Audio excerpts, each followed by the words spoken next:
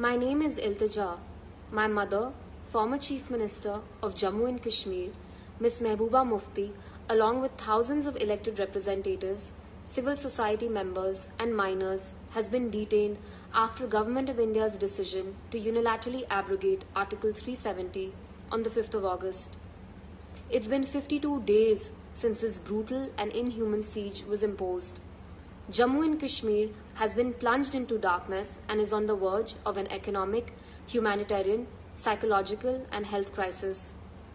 Local media and press in Kashmir has been subjected to savage censorship to ensure that the government's false narrative of normalcy isn't exposed. There are reports of minor boys as young as 13 years of age being picked up by paramilitary forces from their beds in the middle of the night. Thousands of people have exhausted their savings, and due to the telecommunications ban, children haven't been able to attend school since almost 2 months now. There are harrowing tales of how people have had to walk miles to inform relatives when loved ones have died.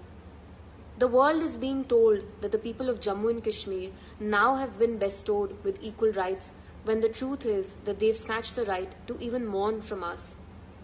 Those in positions of power are seeking retribution by invoking and distorting history to punish minorities. They are trying to replace India's cherished values of pluralism, democratic ethos, and tolerance with bigotry, intolerance, and selective persecution. These are hardly traits of the world's largest democracy or an enlightened society. Our principles must not stay encased in books alone. It is important that the world leaders of today look beyond the trappings of trade and strategy.